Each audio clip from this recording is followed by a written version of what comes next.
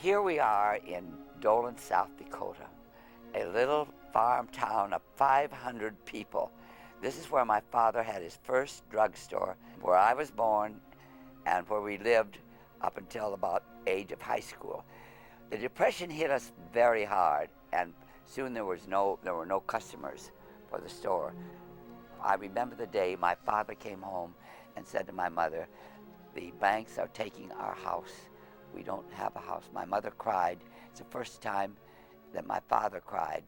This was a tragic incident. But we picked ourselves up and we went to Huron, a town of 14,000. And there my father began his business all over again, the drugstore.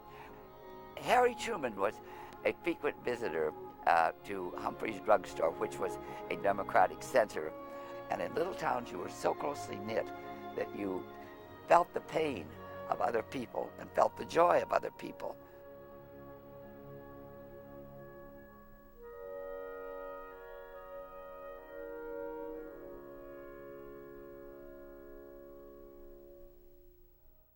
I think that to feel that you are valuable is important. Many older people are discarded. One of the reasons it's important to continue to work as long as you're able, as long as you have a good mind, and as long as you can make your body go, work, because that gives value to your life.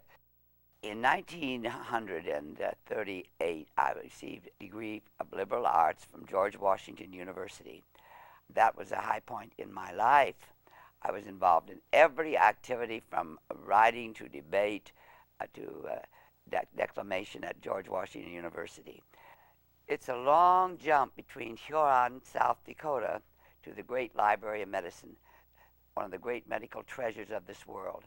It's a great place to be. Mr. Hill led the fight for this building along with my brother Hubert Humphrey and Mr. Michael. So we are the inheritors of a great gift.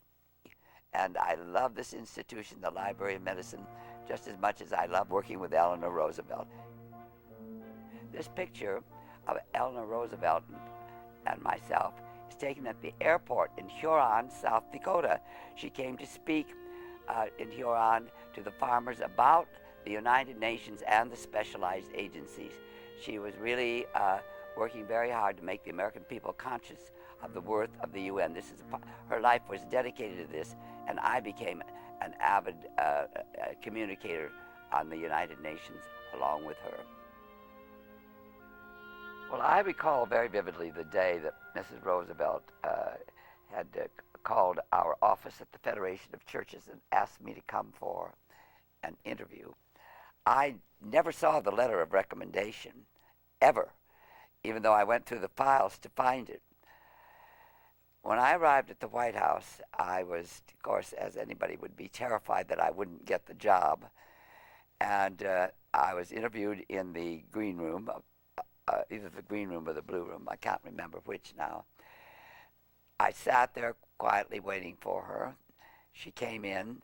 She asked me the usual questions about my background, what my interests were. And I thought the interview went pretty well. And I got up ready to leave. And she said, "Miss Humphrey, won't you sit down again? I have a question to ask you."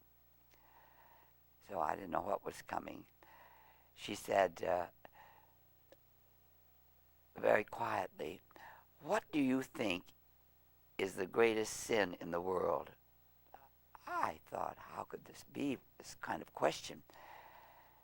And I had my hands on the chair just as I have them now, and I went through all the 10 Commandments one by one with my fingers, and I knew I was losing the job right away. Terrified. She could see this. She said, "No, those are all bad sins, but there's one worse than any other. And your state of South Dakota was one of the first ones to commit this sin." And then I was really lost. She said, after I couldn't answer, she said, "It's greed, greed." During the Depression and prior to that, the farmers in the Dakotas and farmers all up and down Texas and so forth plowed every bit of soil. They never put anything back. They never had any stewardship. They just took and took and never returned anything to that soil. And she said, that is what I mean by the greatest sin in the world, taking away something and never replacing it. Ralph Bunche, of course, was at the United Nations as the head of the UN appointed Secretary to the United Nations. And this is a picture in New York of Frances Howard giving him the peace pipe from Minnesota. This is a picture of Marian Anderson with Max Rabb and myself, a part of the United States Committee for Refugee, which was a very important organization in dealing with refugees after World War II, and my brother Hubert Humphrey, who was helpful in the legislation for refugees, bringing refugees from Europe into America. I had the opportunity to meet Elvis Presley. He was lots of fun. He knew about my brother's position in the United States Senate. We were in the studio on the set, and I had as many as about 30 or 40 pictures, and not thinking they were taking up extra space, I threw them away. But this one I did keep. But there's only one Elvis.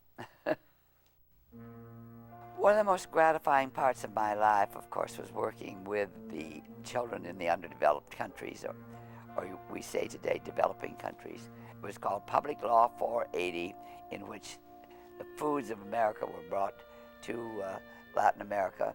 Food for Peace, it was called. And I headed that program in the Department of State for a while.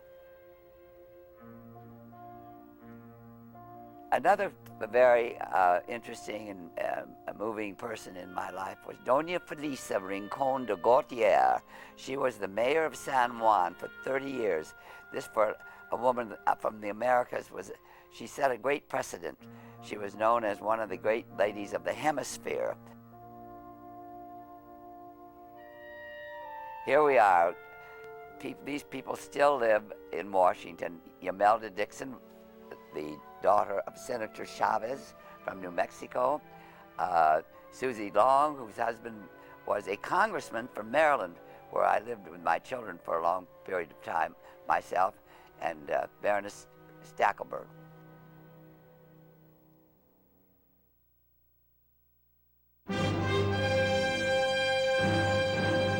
Proud and happy indeed, proud and happy, following the election of President Lyndon Baines Johnson and Hubert Humphrey to the White House.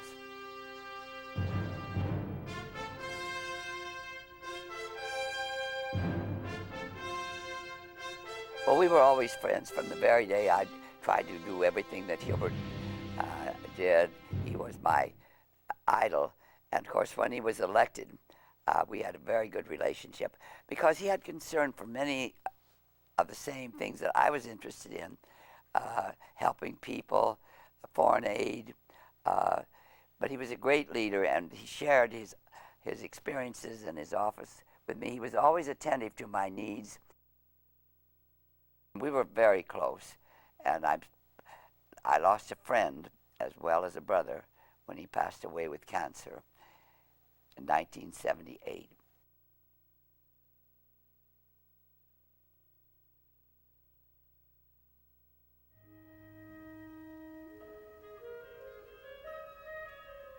My daughter Anne was very active in social causes. This is her attendance at the Pearl Buck benefit for Eurasian children.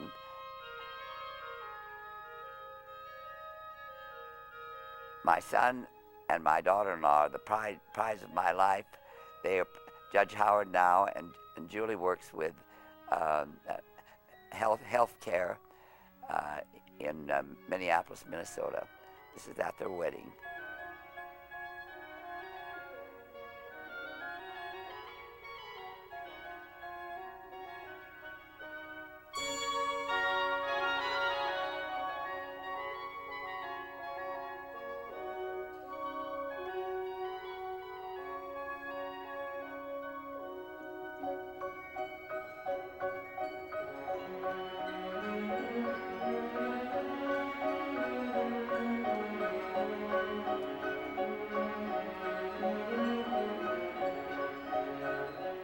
Well, I can hardly believe that I'm 85 because I want to do all the things that I've done before and more. That's a great thing that we've got to do in this century ahead of us, is making individuals feel that they really count, that there may be a small part, a genome of the social system, but that part is so important.